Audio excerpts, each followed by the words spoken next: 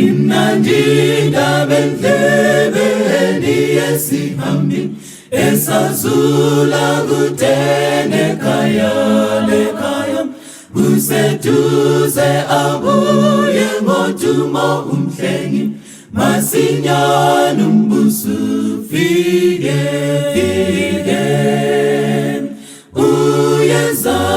uyeza masinyane emhlabeni lapha izihambi zona zifumanise ikhaya lomsindisi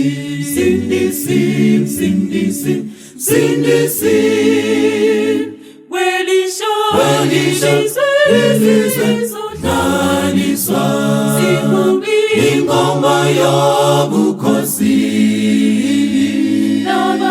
vela enyakatho zokuza inkosi yamakhosi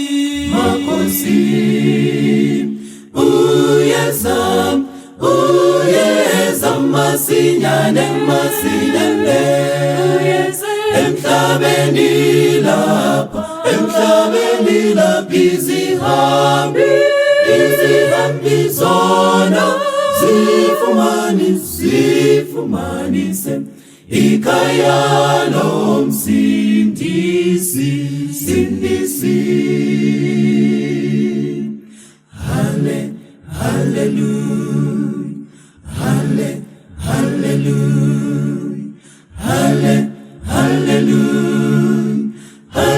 Hallelujah, amen, hallelujah futhi ngokwethembeka soba khona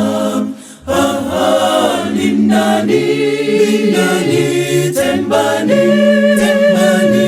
kube isikhathi umqhelese sowufumana uyeza masinyane emhlabeni lapha izihambi zona zifumanise ikhaya lomsindisi ikhaya lomsindisi ikhaya lomsindisi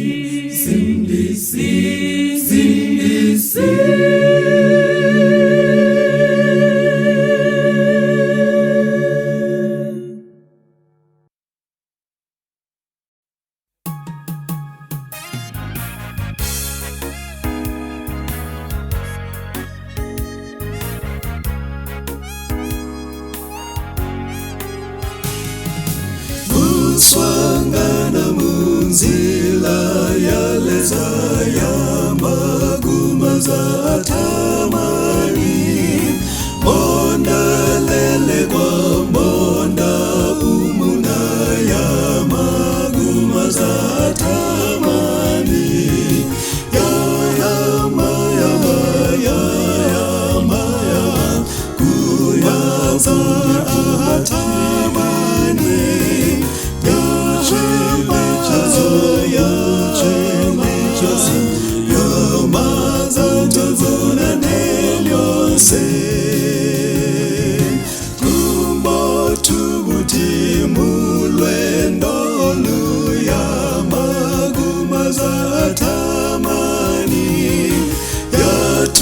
Banzila mazuba onse yamagumaza tamani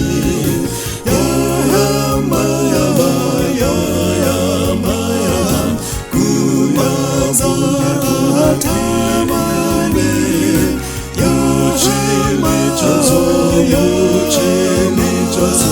yamaza tuzuna nelyose.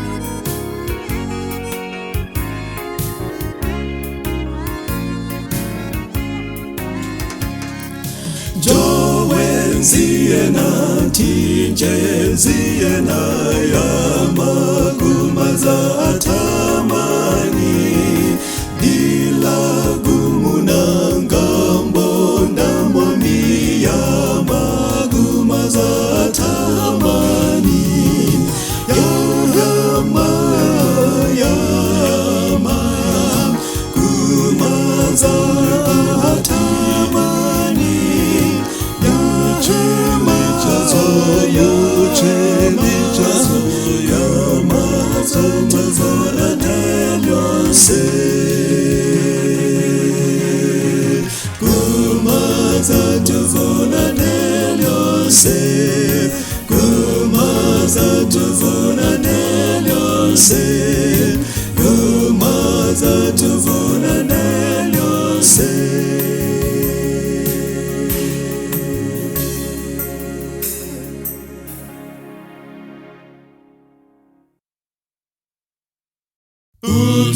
Umsindisi wangu phela yafika Nkosi yami, wazitela wangifela ngisindiswe nami. Esiphambanweni ngabona ukukhanya, umthwalo wenhliziyo wacasha. Kwakulapho ngakholwa ngabona, manje ngiyathaba impela. Ngenxa yemsebenzi yami yekuthando lomsana walenga yena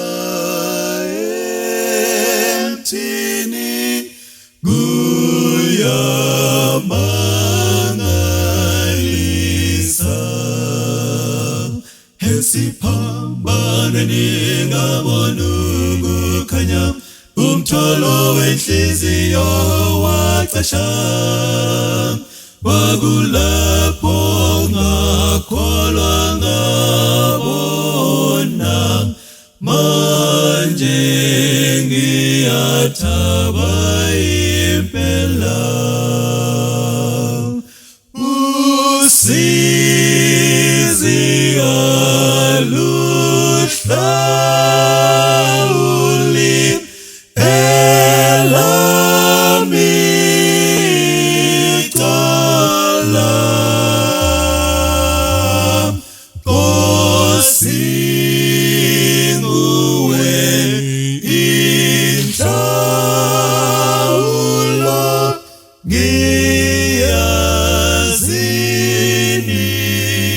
ngiyazinikela.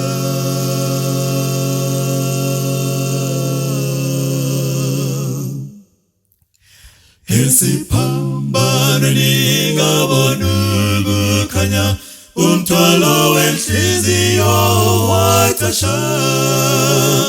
Kwakulapho ngakholwa ngabona, manje ngiyathaba impela, impela.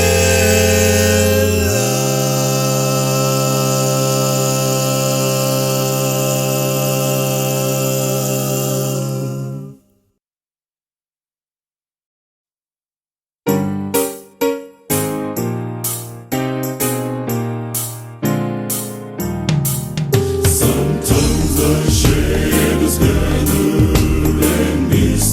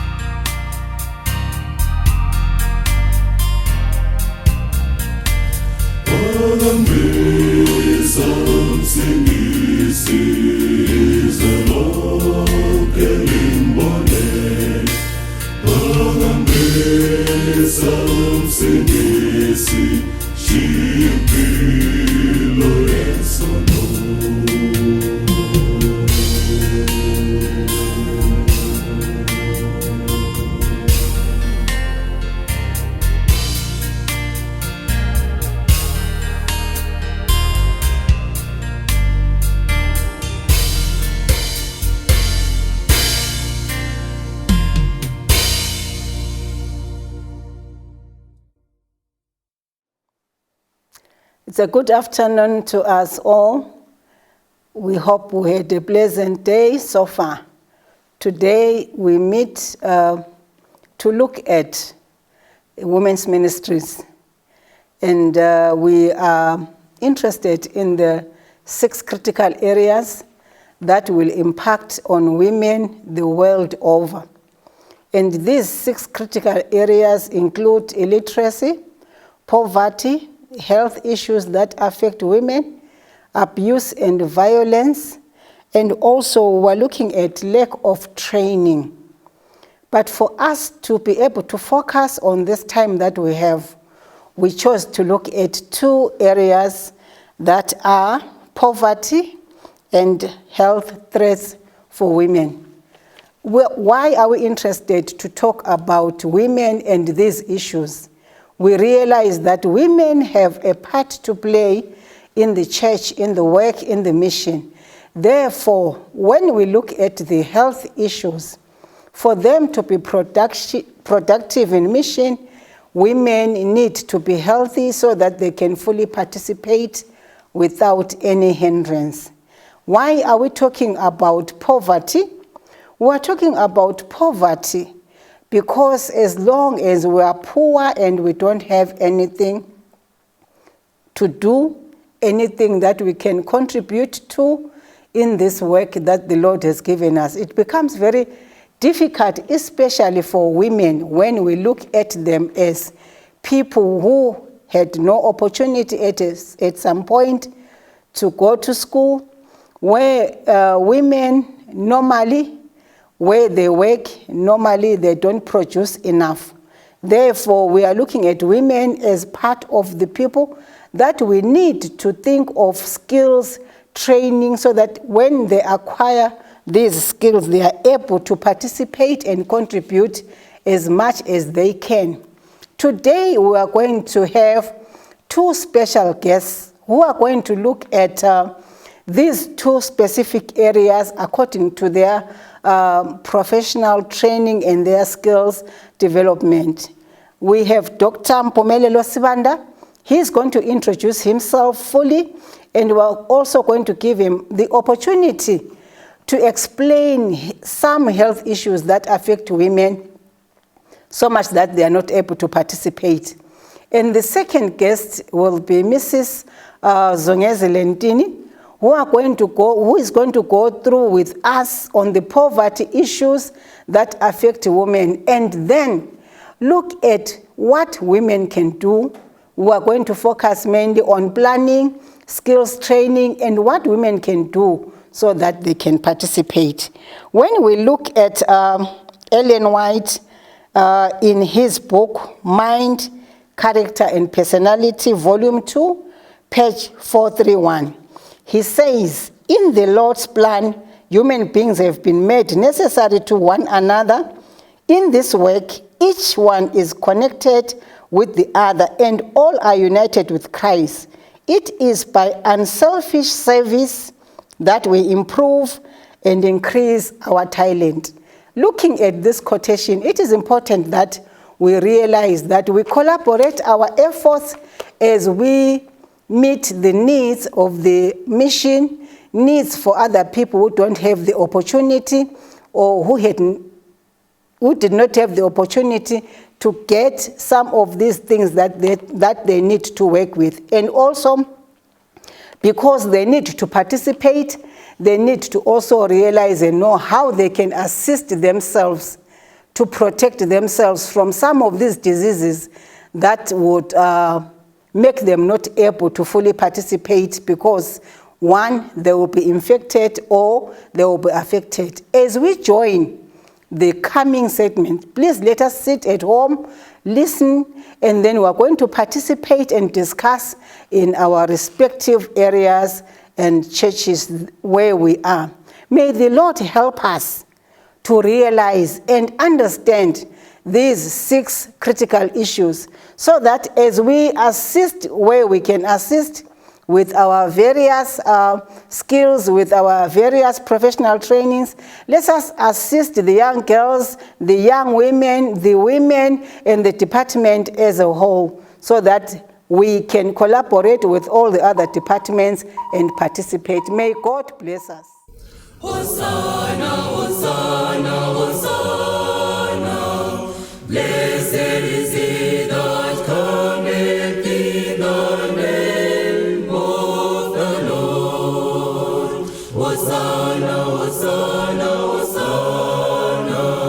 Blessed is he that cometh in the name of the Lord.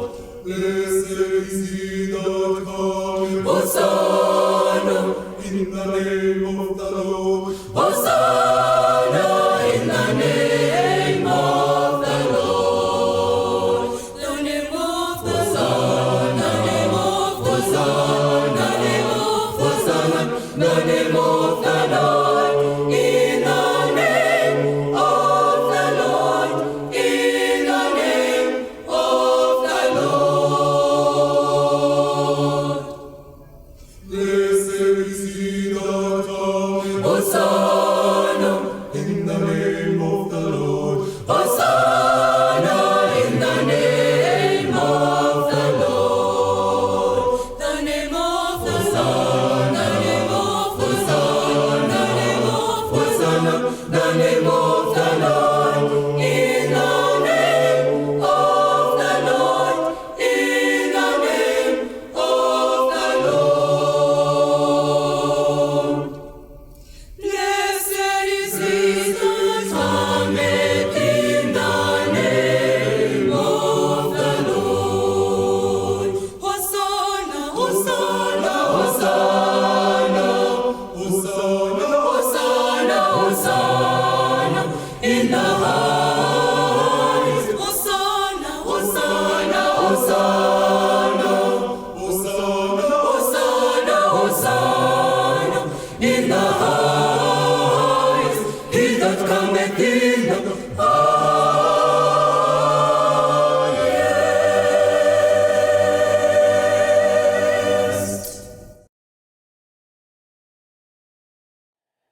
back to segment 2, where we are looking at women's health, and I will request our guest speaker to introduce himself.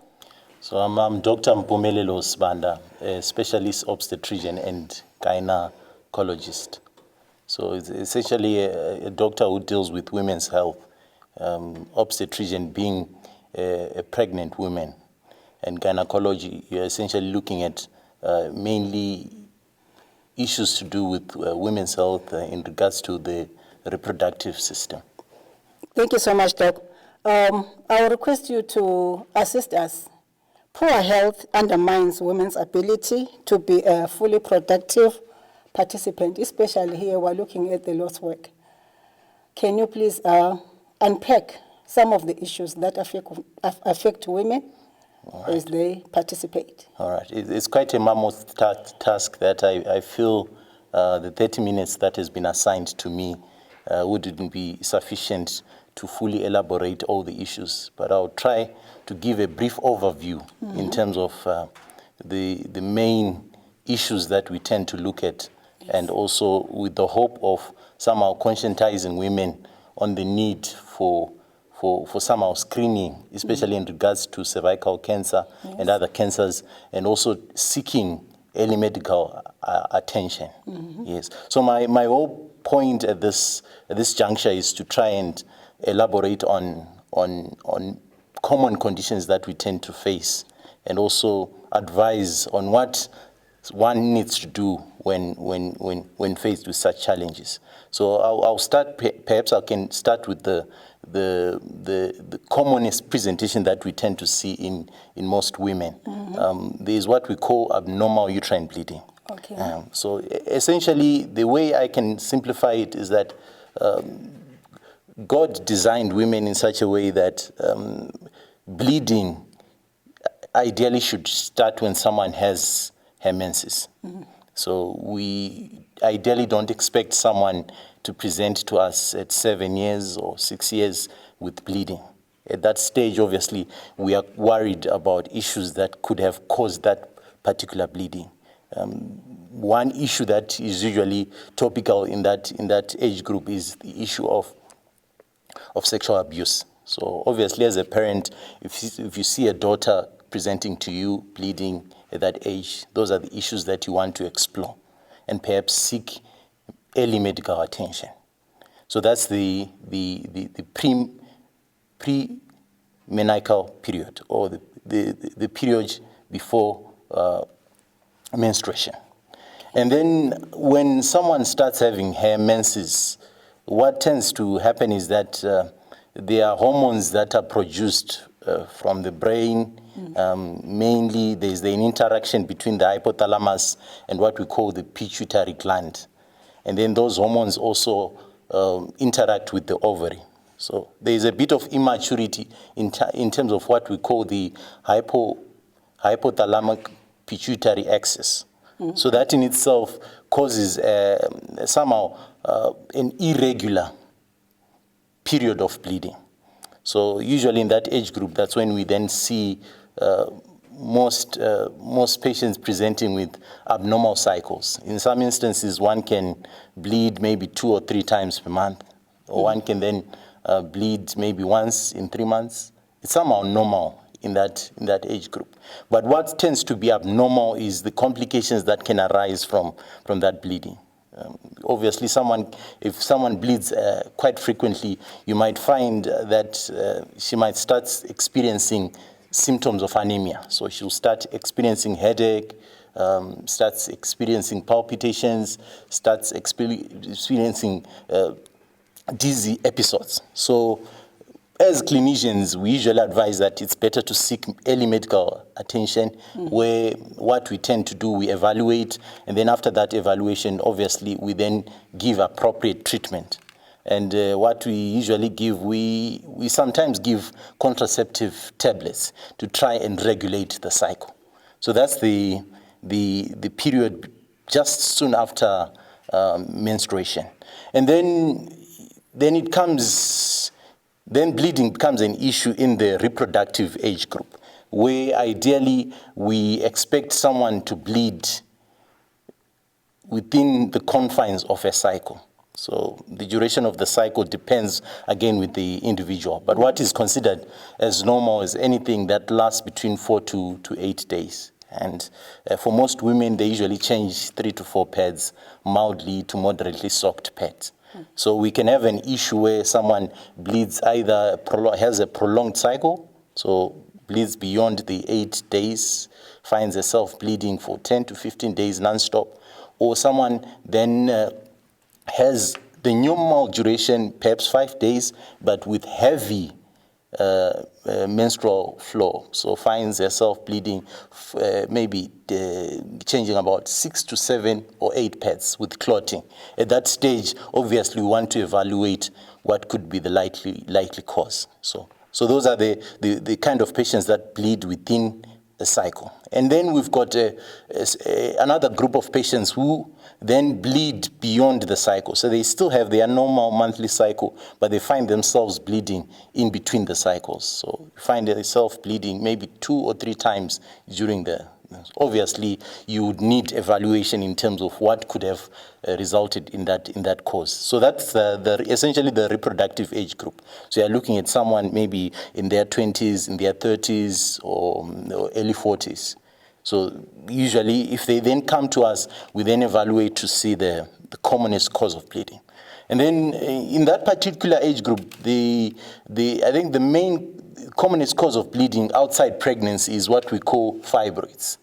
It's a presentation that we have seen quite frequently, where, of course, in medical school, there's a term that was loosely coined, stones of a disappointed uterus. I'll elaborate what I mean by that.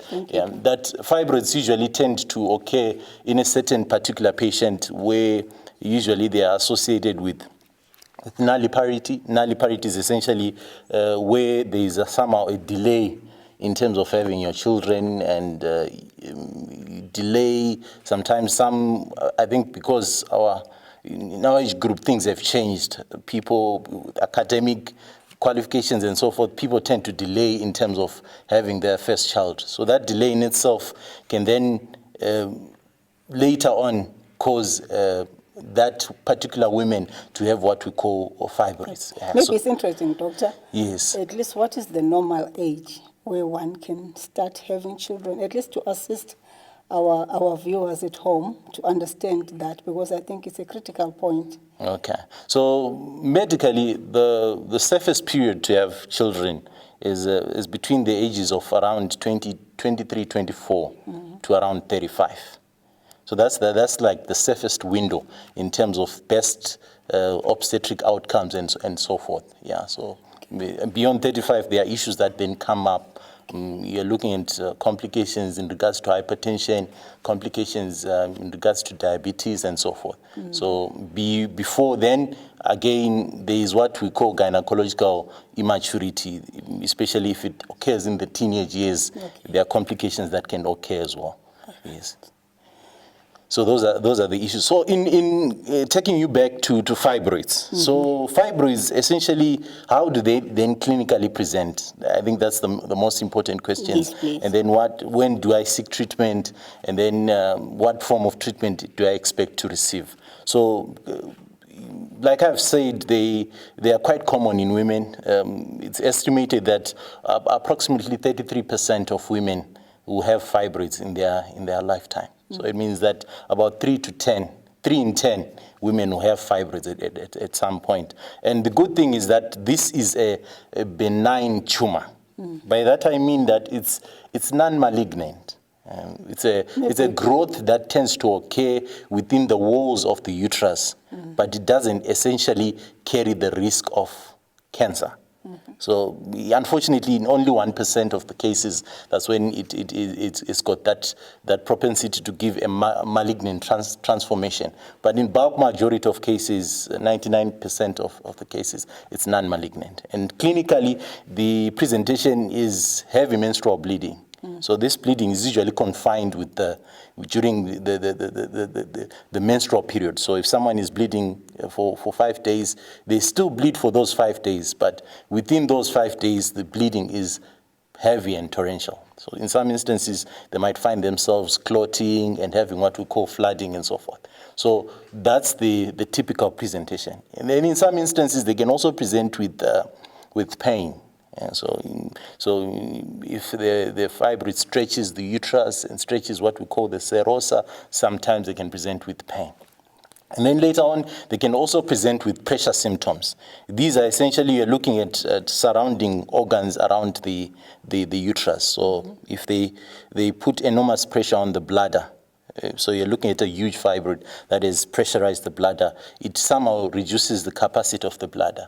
And then that woman will have what we call frequency, essentially passing urine for finding herself waking up during the night 5 to 6 times because of that pressure effect.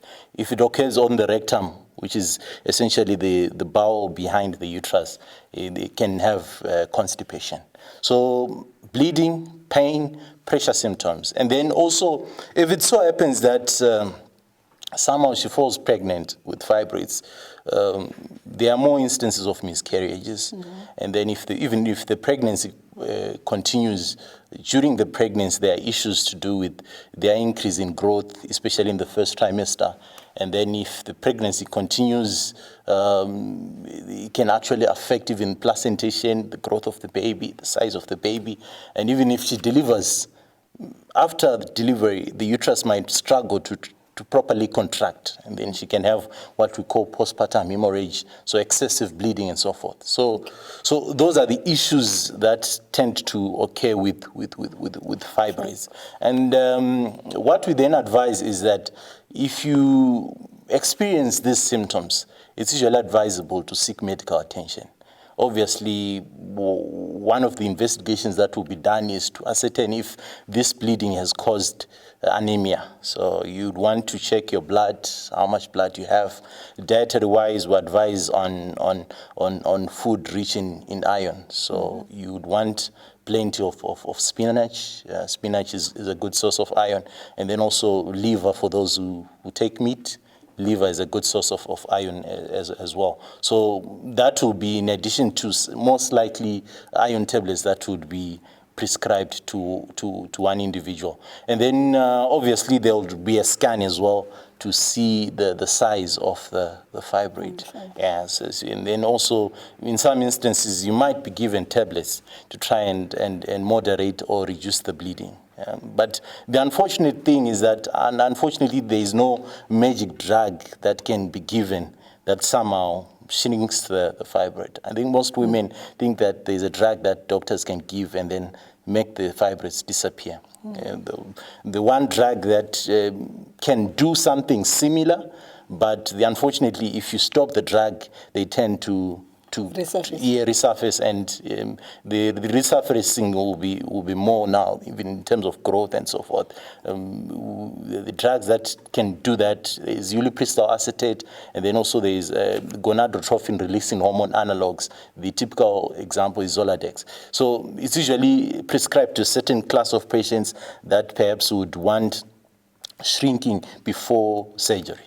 Yeah, so having said that, obviously it means that the main treatment modality would be surgery. So surgery will then depend, the type of surgery will then depend on the type of patient. So it obviously means that if it's someone who hasn't had children, obviously you'd want to preserve the uterus. So you'd simply remove the fibroids, and that we call that myomectomy.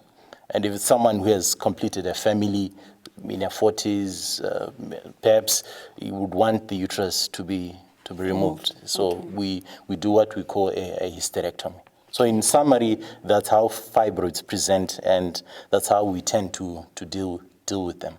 So that we are still in that patient in the reproductive age. We've said she's bled, and then we've said the commonest cause of bleeding is fibroids. Yeah. But having said that, there are other causes as well that cause bleeding in that age group. Things like polyps, things like malignancies. I think towards the end of my discussion, I'll briefly talk about cancers that we need to be aware of and what we need to do. And then there are things like ovarian dysfunction, and then contraception as well can cause bleeding as well. So obviously, a clinician will evaluate to see if any of those is actually causing that bleeding. And then if bleeding then occurs in the premenopausal period, so that's the period before menopause. Yeah, so at that stage, you are also thinking that somehow the hypothalamic pituitary axis has a bit of dysfunction as well. So it's almost going back to the menopausal, the menstrual. Initial menstrual period. Yeah. So it's almost a similar clinical picture where, again, you might need drugs as well to moderate the flow and so forth. But at that age group, the main concern is malignancies. So at that age group, that's when you are more conscious of cancers now.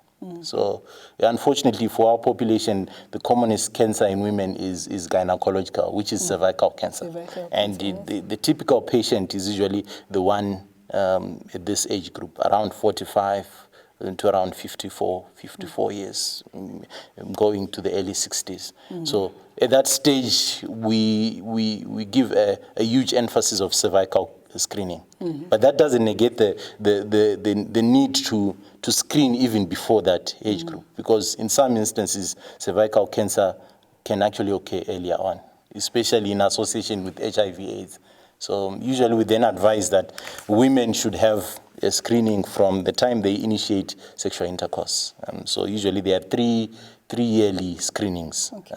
The whole point of screening is to try and pick malignancies in its infancy. So if you pick it in its early stages, it's easier to deal with it, as opposed to picking it later on where it's now advanced and so forth, where treatment at that stage is most likely palliation than eradication. So it's better to treat it when it's still curable. So that's why we then advise that women should have a 3 yearly screening if they're HIV negative and yearly screening if they're HIV positive for cervical cancer screening. How is it done?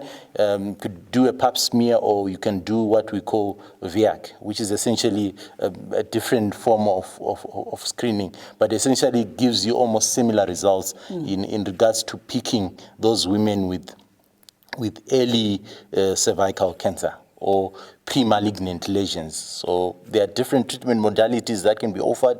If it's still, I think for those who have had it, had the experience, you can appreciate that if it's still just small lesions, you can give small treatment modalities that can somehow eradicate the continuation to a full-blown cancer. So in that particular age group, cervical cancer is something that one needs to be thinking about. So if there's abnormal bleeding, obviously you'd want to see if the cervix is fine.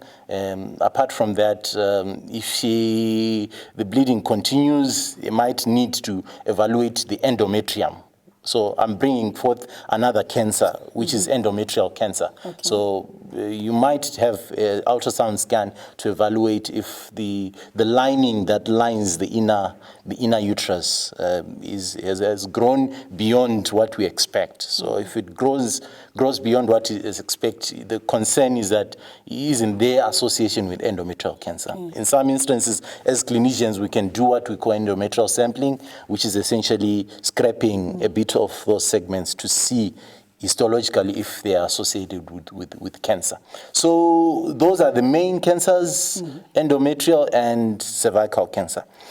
Postmenopausal, again, endometrial cancer now becomes the main cancer in terms of the conversation. So if someone bleeds after they've stopped their menses, so someone bleeds, she's 65 and presents with bleeding, obviously in that particular patient, your main concern is in this endometrial cancer. So the clinician's evaluation will be tailored to try and evaluate if there is no endometrial cancer, and also evaluate if there is no cervical cancer. And then another cancer that tends to occur in postmenopausal women is ovarian cancer. But unfortunately, unlike cervical cancer, it's difficult to screen. And what we tend to see with ovarian cancer is the presentation tends to be late, mainly because the ovary, you'd appreciate that it's hidden within the pelvis, whereas the cervix is easily accessible. So hence, the easy screening with cervical cancer. But when it comes to ovarian cancer now, because of the site of the ovary can actually grow to huge sizes before exhibiting any symptoms. So what are these symptoms? The symptoms that can then present is abdominal distension.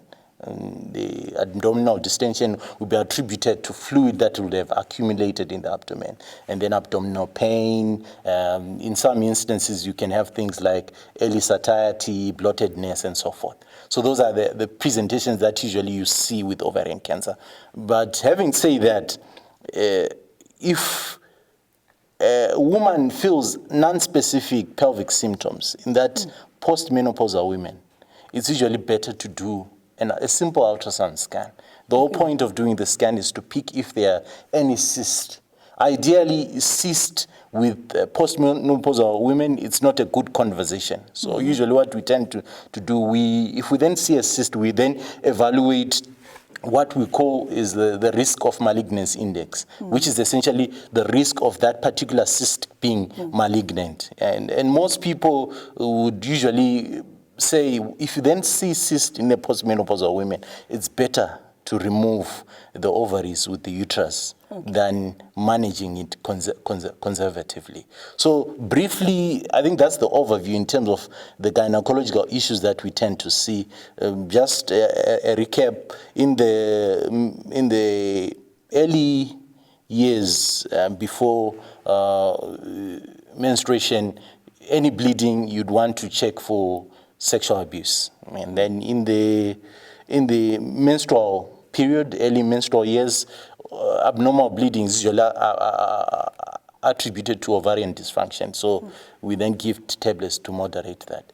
And then in the reproductive age group, obviously the first thing that you need to be worried about if you see any bleeding is pregnancy related. But outside pregnancy, there are things like fibroids, and I've elaborated on how we tend to deal with the fibroids. And then later on, during the later years, any bleeding would obviously one conscientize or one thinks about malignancies or cancers. So that's when the conversation of cervical cancer comes in, and then you're thinking of endometrial cancer, and then also after menopause, obviously the main cancer there being ovarian cancer.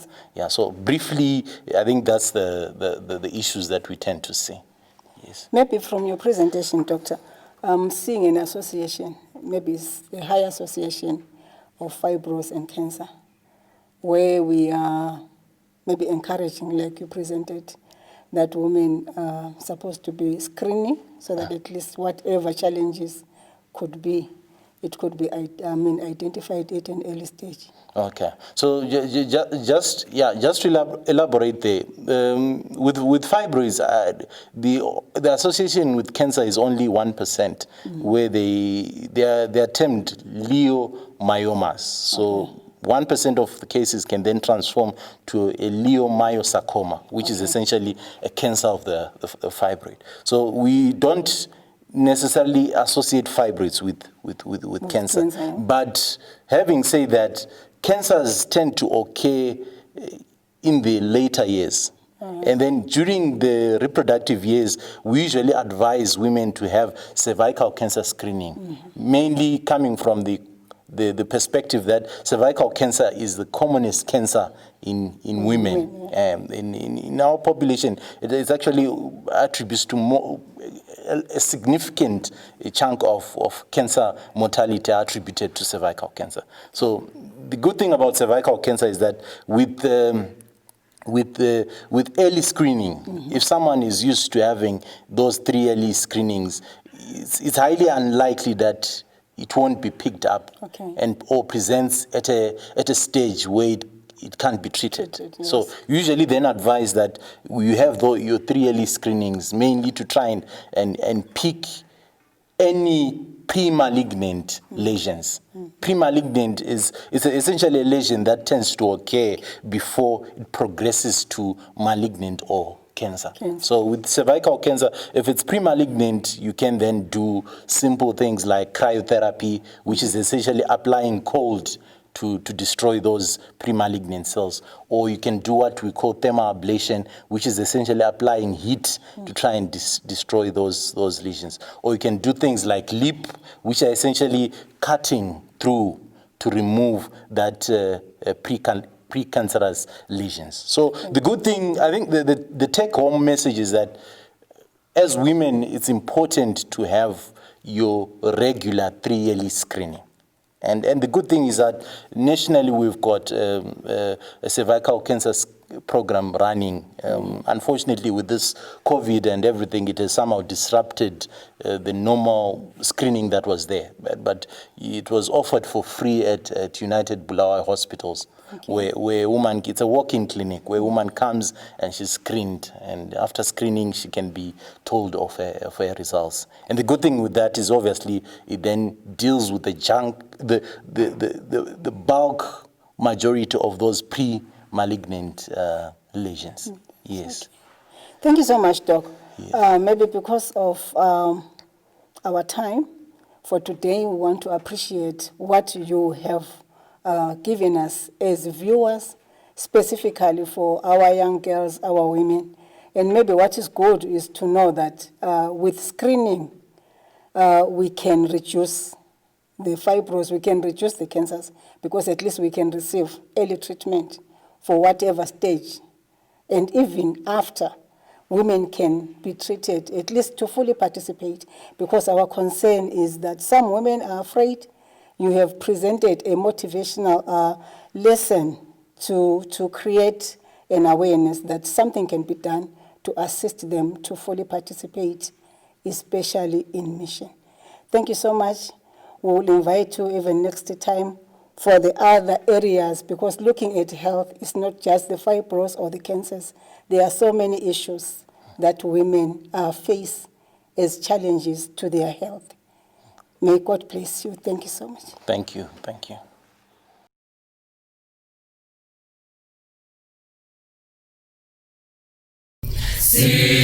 Sizohamba sisiya ezulwini ekhaya likaBaba. Sizohamba sisiya ezulwini ekhaya likaBaba. Ozani Ekhaya, kaya kaya, kaya kaya, kaya, kaya likaBaba.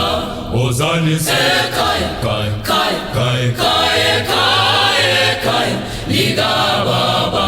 Sizonyathele magumeni egolide ekhaya likaBaba. Sizonyathele magumeni egolide ekhaya likaBaba.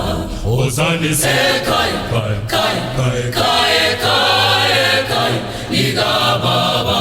Ozani Ekhaya, kaya kaya, kaya kaya, kaya, kaya likaBaba. Sizobingelelana nezihlobo ekhaya likaBaba. Sizobingelelana nezihlobo ekhaya likaBaba. Ozani Ekhaya, kaya kaya, kaya kaya, kaya, kaya likaBaba. Ozani Ekhaya, kaya kaya, kaya kaya, kaya, kaya likaBaba. uJesu sithi amen, haleluya. Sithi amen, haleluya. Sithi amen, haleluya. Sithi amen, haleluya. Amen, amen, amen. Amen, amen, amen. Sobonana lesihlobo ezulwini likaBaba. Sohlabelelu, haleluya. Sohlabelelu, haleluya. Amen, amen, amen. Amen, amen, amen. Sobonana lesihlobo ezulwini likaBaba. Sohlabelelu, haleluya. Sohlabelelu, haleluya. Sohlabelelu, haleluya.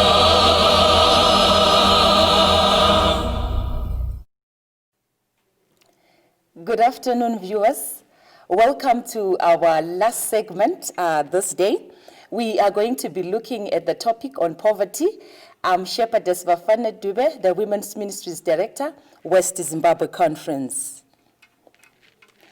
I have here with me this afternoon our guest. I'll allow her to introduce herself. Good afternoon, viewers. I'm Mrs. Ntini, Mrs. Zungezile Ntini. I am a former business analyst and currently I'm a lecturer. I've dealt with small and medium enterprises and corporates on the ground, and we are going to discuss what makes them succeed and what makes them fail. Thank you so much, Mrs. Ntini. So at this particular time, as Women's Ministries Department, we realize that one of the things that make women to fail to reach their potential is the reason of poverty, Mrs. Ntini. You will agree with me that no matter how a woman tries, or even if they have potential, but somehow if they don't have the means, they cannot do something, and therefore they cannot reach their maximum potential. So we discover that suffering is all around us, and women are the most affected in this area. So we are saying, whenever we see a need, we need to assist. Now today we are focusing now on this other side of saying, how can we make the projects that women have succeed? Because we are seeing that most of our women are involved, all right? Some are involved in cobra making, some have their gardens, some are selling. They are involved in many things.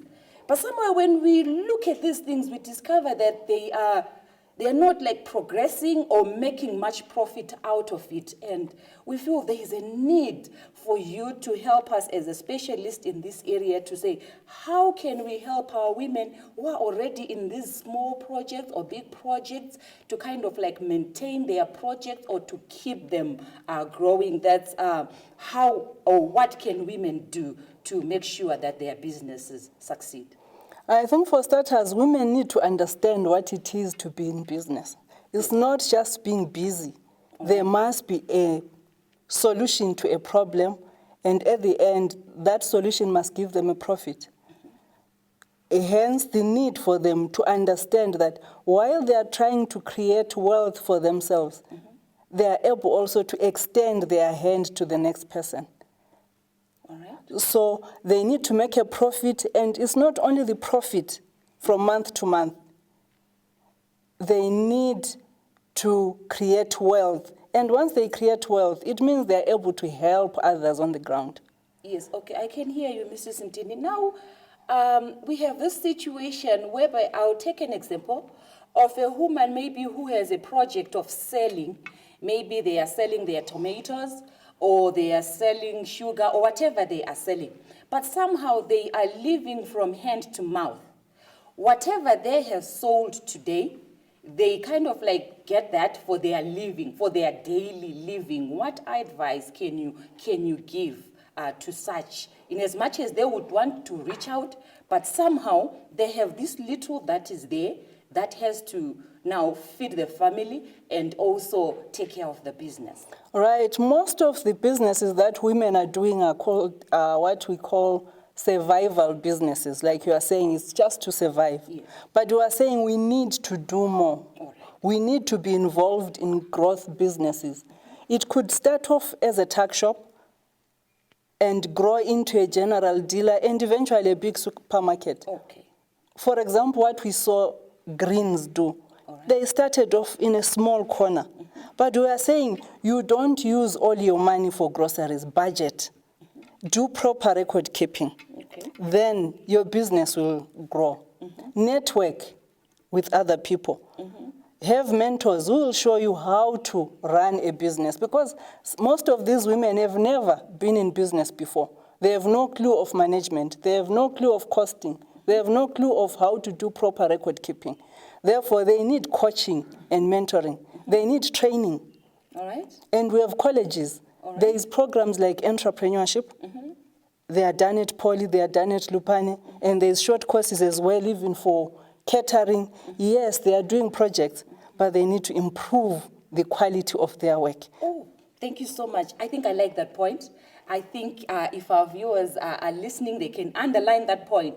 It's very, very critical because we find that most of our women are just doing what you said, survival. They're just doing it for survival, but they don't have a formal way of doing it. And I like the way you've put it to say they have to go even to school for that or to educate themselves. And I would want to agree with you. Even Sister White has a message in the book Ministry of Healing, where she says, those who have means, talents, and capabilities are to use these gifts in blessing their fellow men. Mm-hmm. That's what we are doing right now, and you are here with us, and you are blessing them. You are a blessing. Thank you. Yes. So you can go ahead and elaborate on the formal way of doing our business. Right, so we are saying being in business means solving a problem, yes. identifying needs of your potential customers and meeting that need at a profit. It's not just being busy.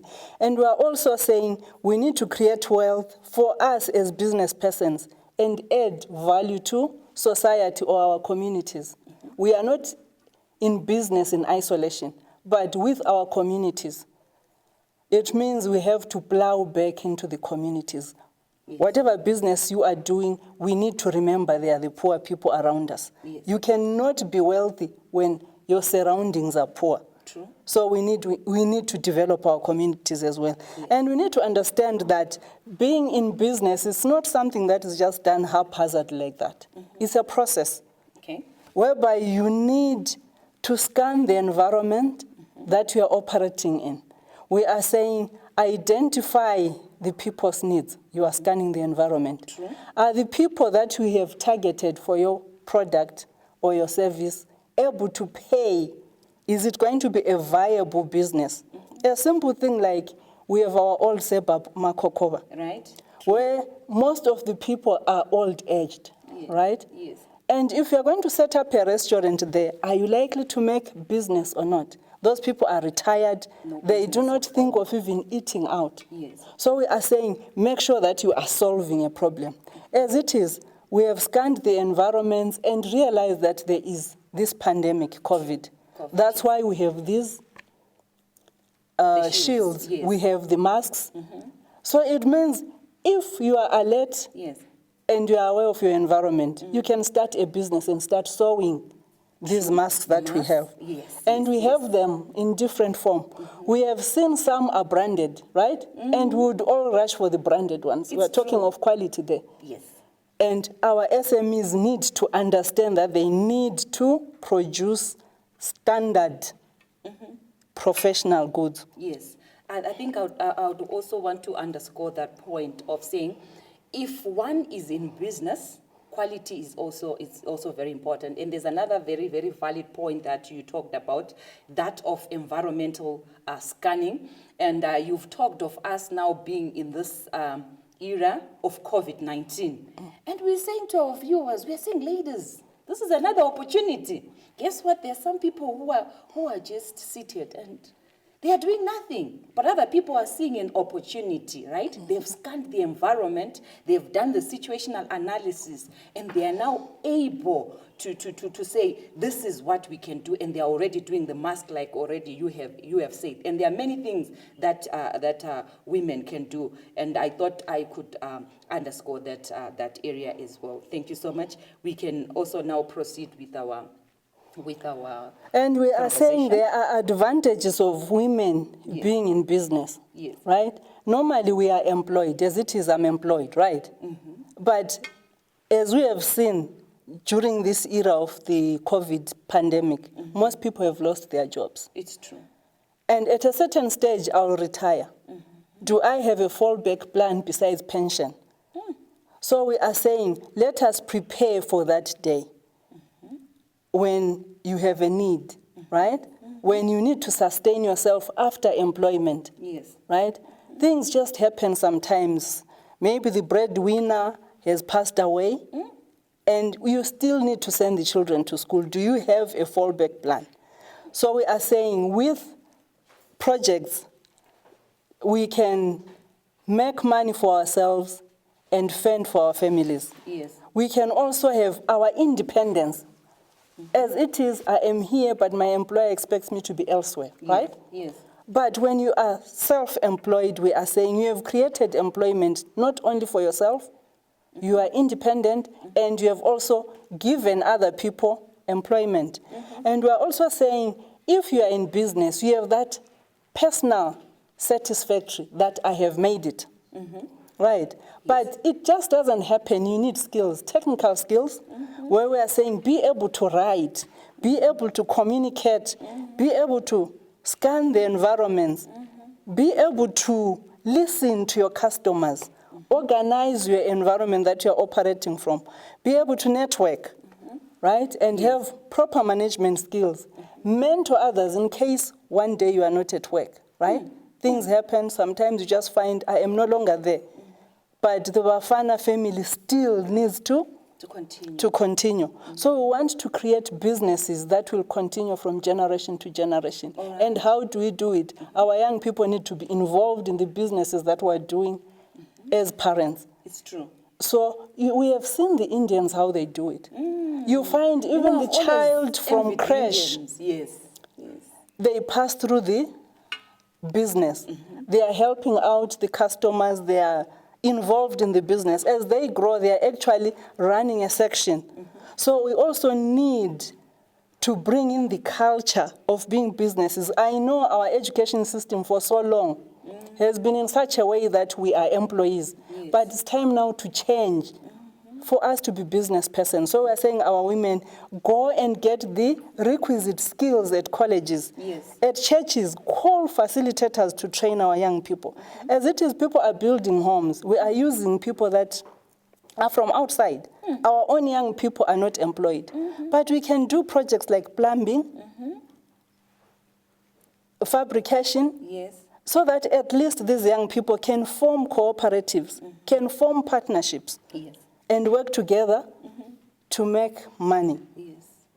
So I think from what you've just said, Mrs. Ntini, I think I can hear you saying, let's not only focus on the formal sector where I come to work and I'm at work from this time to this time. But as a woman, I need to have a fallback plan. Just in case this other side does not work, I need to have a particular project or business that I'm doing. And secondly, you mentioned our young ladies. Okay, I had a point on that one. You know, our children or our young ladies, sometimes they just don't like to be involved. They feel, these things, you know, they would prefer maybe the formal sector. But as you have said, there's life these days. If they would also go out there, we kind of like maybe as churches train them and they form those cooperatives. Yes, they can find something out there to do. As you were speaking, a verse just came, and I would want to read. It's Proverbs 6, verse 6. Go to the end, you lazy man. Observe its ways and become wise. We are talking of poverty. And the book of Proverbs says, a little sleep, a little slumber, then poverty will knock at your door. And we're saying as women, we cannot afford to sleep. It's high time we wake up and use our brains and use our minds and grab every opportunity that comes our way. Now you can now continue to elaborate on these the possible projects that the church can do.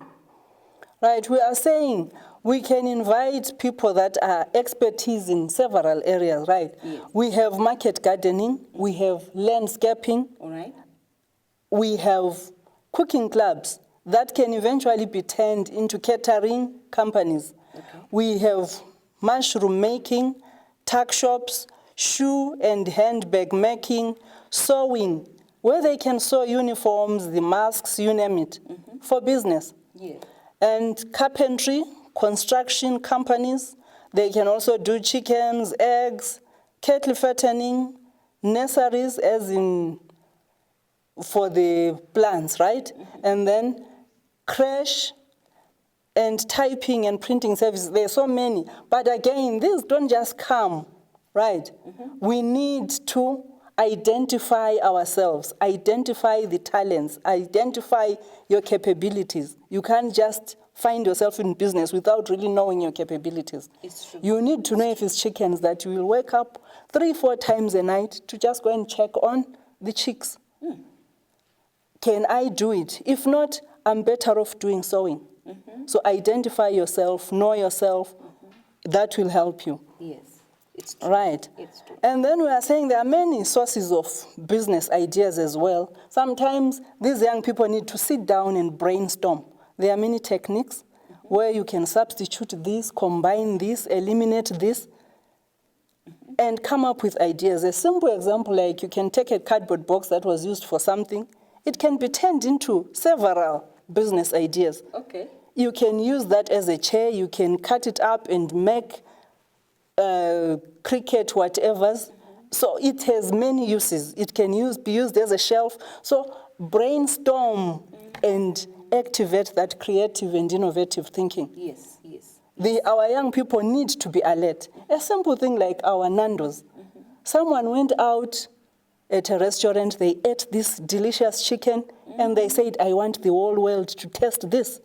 From there, we have our Nando's. Yes. So we are saying wherever they are walking about or doing their business, they must be alert. It's decor, see what else can I add on this to make it better than what it is, Yes. and outshine my competitors.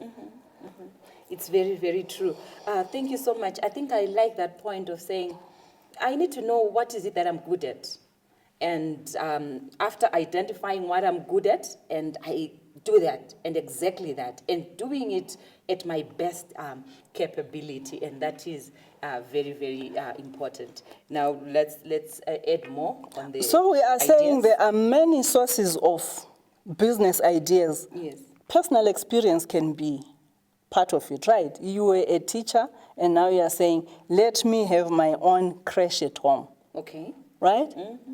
And it could be that you were a secretary and you are saying, let me have a printing company, right?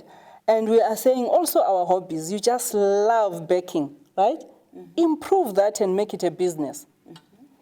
And we are saying sometimes by accidental discovery, right?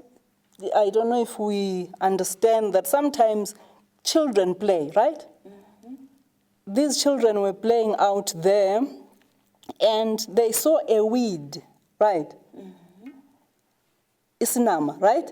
They were playing with it, and the mother realized that I can use this technique and come up with fasteners. Do you get it? So up to now we have the fasteners. So we are saying accidental discovery, and we have deliberate search, where we are saying we have universities, we have colleges. They are researching all the time and coming up with new products, but they do not have the money. So we are saying, let us work closely with them. They will help us come up with ideas.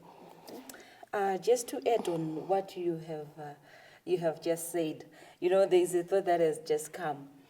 Sometimes when you are trying and you're discovering these things, maybe you have started your project. I just want to encourage someone out there who have tried and somehow they are discouraged. You know, I once tried the poultry project, right?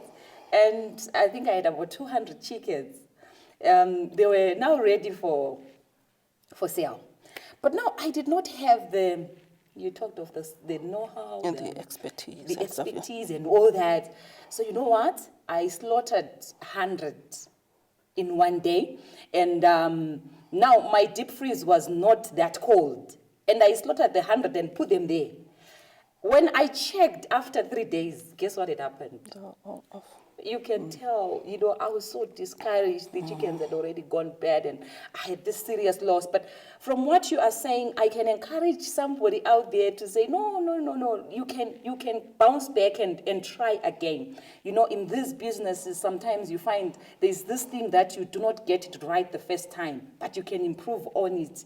Do it until your better is best. Yes, that reminds me of Thomas Edison, Yes. the man who invented the bulbs, Yes. right? Yes. This man tried not once, but 1,000 times until he made it. Wow. So we must keep trying, we mustn't give up. That is quite an encouragement. And as you are talking about your chickens that went off in the fridge, it reminds me of even the quality of our packaging. All right, okay. Most of our packaging as SMEs, we are using our empty sugar packets. Even the dressing of that chicken, it must be professionally done. All right. Call someone who knows how to do it properly and learn from them. Let us network and learn from each other and come up with quality goods. Now I think that is very, very important. Sometimes as women we feel, if it's me, it has to be me alone. But I'm getting a point to say, let's network. Get somebody who does it well also to come and assist you. Because as women, sometimes we like making a name for ourselves. But when it's yours and somebody has come to help you, it will be you still. So it is always good to network. True. Yes, it's good to network. And even when we are forming our businesses, we need to know what form of business we are. Okay. Right? If you want to run it on your own, you are a sole trader, you are telling yourself, I have everything I can manage. But there's very few people who are like that. Okay. Hence, even as women, we need to form cooperatives. We need to form partnerships. Yes. Right? So that at least we can pool our resources. If it's maybe manufacturing of uniforms, one will bring in a machine, sewing machine. The other one is bringing their tailoring expertise. Right? The other one is bringing in their administrative skill. Yes. So we will need to work together. Right? Yes, yes, it's true. Yes. So we are saying all this is possible, but we need to be able to plan. And there is a document that all people in business need. Right, and that is the proposal or business plan, where we are saying this document is a must for every business. It will help organize your thoughts on paper, right? You have thought of doing chickens, but you had not thought of how many per batch, right? And the intervals. Is it every second week you are going to have 200 chickens? And it will help you organize to say, why am I in this business? What products do I want to make? Who is my target market? Meaning you will have the background where you will describe your products. You will have the marketing plan, which will give you in detail who exactly is my customer. Most people find others doing business. It could be maybe chickens, and you're also doing chickens. The other person has researched and they have a market and you have no idea where you're going to sell those chickens. So we are saying you need to plan. Right. Yes. Who is going to be my customer? Who is going to be my supplier? So that the business is consistent. Who is my competitor and how best can I outshine my competitor? What is my competitive edge? Meaning, how will I make these people come and buy my own product instead of, if it's bread, why will they leave Bakers in Lobels and other bakeries and come to me? Yes. Right. So it means we have to have a competitive edge. It could be the high-fibered bread that they are coming for. It could be just bread for diabetics. So we are saying, let us scan our markets and understand the people's needs. Yes. Right. And also, in drawing out a business plan, we have our financial plan, which is very important. In business, we need to have facts and figures, where we are saying, I have so many bags of chicken feed valued at so much. I have so many feeders valued at so much. I have a fridge valued at so much. So that when somebody comes and they want to even sponsor or invest in your business, you will tell them how much your business is worth. Yes. Right. So you need proper record keeping. So we are saying we need to have a financial plan. We need to keep record of everything that we are doing, our receipts, and at the end, do our financial statements, our cash flows. That will even indicate how we are going to be using our money. If it's a new business, we use what we call projected cash flows. Yes. But if it's an existing business, we are saying we are going to factor in figures for the past 6 months or a year of what has been happening, so that it's easy to follow whether you are making a profit or not, whether your business is growing or not from month to month. Right. It's very true. I think I like that point of the financial plan. And I'm thinking to those that are still doing the small, isn't you encouraged people to move from small to the formal to the bigger ones, right?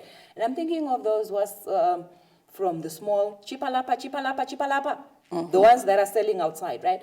I'm thinking they also need to have that, the formal book where they will put their stuff there in a book to say, this is what I bought today, and I'm going to sell at this much, and this is my profit. And I think that on its own, it also makes it to be more organized. Yes, we are talking of proper record keeping where people have their sales journals, Yes. they have their cash books, they have their purchases journals, they are recording each and every transaction in those books and balance up their books to know that they are making a profit. That way, it won't be easy for you to just, if it's a general dealer, to just take sugar and give to Mrs. Bafana.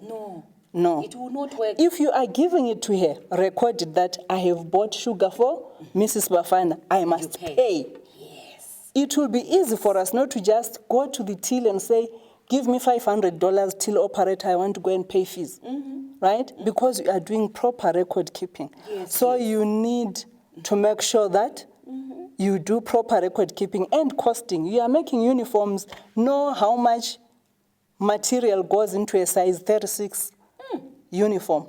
Now, this is powerful stuff, viewers out there, and I'm seeing Ugogo who's nodding their heads and they're saying, oh, how am I going to do this? I want to say to the viewers out there, this is possible. We have our Abazugulu at home. Let's get them to help us with the sales journaling and the recording that is needed. This will help us as we do our projects and businesses. Now moving to our final contributions. Right, we are saying most of these SMEs fail, right?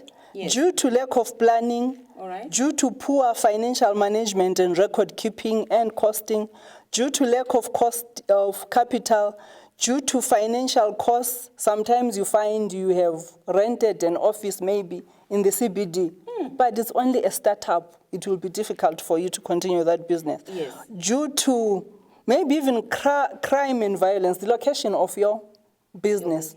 Yes. And due to inflation, government legislation, interest rates, etc. And we are also saying, how do we overcome as businesses? How do you overcome these failures? We are saying, draw out business plan, right? Just like as Christians, we have our Bibles, right? Because we want to go to heaven. Yes. And we read Our it, manual. consult it, it's our manual, right? Yes. It's our blueprint. We are saying, as business persons, make sure that you draw out a business plan. And the person who draws out a business plan is you, because it's your idea, right? You may consult just for the finer details, but otherwise know what exactly you intend to do and draw it out. And we are saying we must budget. That is a must. Have a salary, right? You are selling those tomatoes, have a salary, have savings. So that the business grows. Yes. We have seen old women who have been in that corner for so many years, right? And they have not grown into anything. All right. We have seen general dealers that have been general dealers since we were born. They are still just there. They are not growing due to lack of budgeting. Then we must also create, like I said, savings and credit cooperatives. We must network. We must form strategic alliances. That one is very important. Right, we are church mates. Let us have a database that will help us to know who does what. Right, I have a materials shop. You are doing tailoring, and we must know who does what. So that when I need material, I can come and borrow. Mrs. Bafana, can I have material? I'll give you back the material when the customer pays. So we need to network, understand who is doing what, and keep a record in the church of who does what, so that the business remains within us and we are growing and be able to help each other in church. Yes. And skills development is a must. Let us call in people that will help our young people, continuous education and training. That one is a I must. think I have to underline that point of keeping a record. And I want to say to the women out there, we have our WhatsApp groups and we are on social media and all other platforms.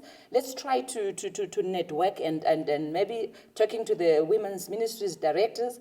Let's have those records and knowing that who is doing what. It is very, very important. Let's take note of that so that we keep business within the church circles, and that is very, very important. And we have mentoring and coaching, which is also a must, right? We have skills that we have. Let us mentor these young people. Hold them by hand and say, let us go and order this and that at Fort Well. Let me show you how it is done over a period until they are able to do it on their own. Coach them. They are bad maybe with record keeping. Show them how to do it in about 6 or so months. So let us help them. And also our customer care is also a must. Let us make sure that we please the customer all the time. Wow. Thank you so much, Mrs. Dini. And I think we've really covered much ground. And I think our viewers and our listeners are getting much of information. And I think this is very, very helpful. All the ladies, all the women, let's remember to coach and mentor our young. Let's move with them. Let's show them the way, and let's improve in the businesses that we are doing. This is very important. I just want to add and say, women, there are clubs that we are doing, and sometimes Mrs. Ntini, they may be 10 in a group, and they are putting their monies together, and this month they buy sugar, and the other month maybe rice, those grocery clubs. I'm thinking and saying, this is another way of eradicating poverty. It is very, very important. Let's keep those things up, and let's make sure we help each other on that. So I would want to give you the last minute for your closing remarks as we wrap up. In closing, I would say, let us encourage each other to be involved in projects, right? Yes. Because we want to alleviate poverty around us, right? Yes. It's difficult to be happy when your neighbor is not happy. So let us have, like Ellen White had, right? Ellen White, Sister White, would do whatever she's doing and put a bit aside, right? She is sewing clothes and she would put something aside, right, for the needy. Let us always remember the needy. And some of them, it's not their fault that they're in that situation. Some were gainfully employed, but due to ill health, they lost their job, right? Some of them, due to the pandemic, they lost their job. So we are saying it is not their fault that they are poor. And besides, as she said, it is a requirement from God that we look after the needy, dress them up, feed them. Yes. Right. So that's all I can say for today. Thank you so much, Mrs. Ntini. That was quite an informative segment. And lastly, I have a verse, Philippians chapter 4, verse 13. I can do all things through Christ who strengthens me. We can do it, ladies. May the good Lord bless you as you go out doing your best, doing it right, and putting your effort. I believe we can alleviate poverty. Together, we can do this. May the good Lord bless you.